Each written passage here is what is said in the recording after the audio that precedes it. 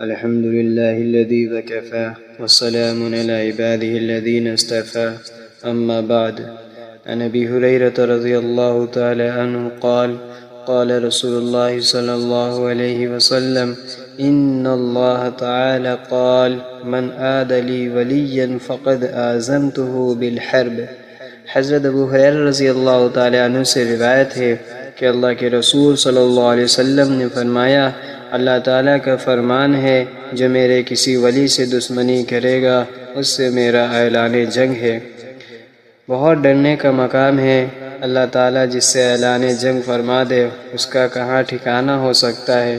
اس کے ساتھ یہ مضمون بھی ذہن نشی کر لینا چاہیے کہ حصول ولایت کی بھی شرطیں ہیں۔ اس میں بنیادی چیز عقیدے کی صحت ہے، پھر اتباع سنت اور مختلف عبادات کی کثرت ہے، لیکن شرط یہ ہے کہ نیت صحیح ہو اور حضوری قلب کے ساتھ ان کو کیا جائے۔ اللہ کے ولی کو پہچاننے کی ایک آسان علامت یہ بھی ہے کہ اس کے پاس بیٹھ کر خدا یاد آئے۔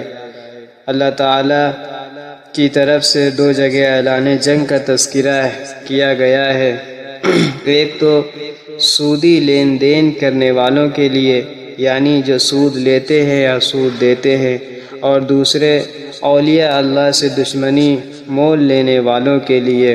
اس زمانے میں ان دونوں چیزوں میں بہت تعصب بڑھتا جا رہا ہے۔ اسلاف امت کو ہدف ملامت بنانے میں عام طور پر کوئی پاک نہیں ہوتا اور اس پر احقاق حق کا پردہ ڈال دیا جاتا ہے۔ ایسا کرنے والوں کو خوب سوچ لینا چاہیے کہ کہیں وہ اپنے آپ کو غضب الہی کا مستحق تو نہیں بنا رہے ہیں کہ شوق تحقیق اور بے ذا تنقید کے نتیجے میں اپنی آخرت کھو بیٹھیں اور کچھ ہاتھ نہ آئے۔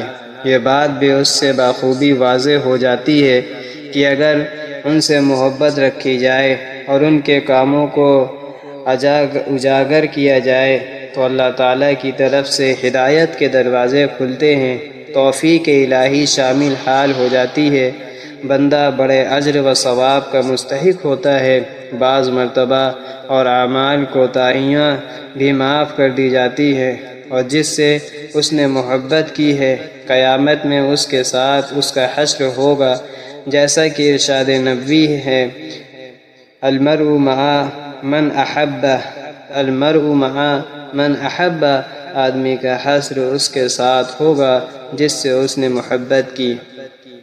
اس حدیث میں ہمیں دو تین چیزوں پر غور کرنے کی ضرورت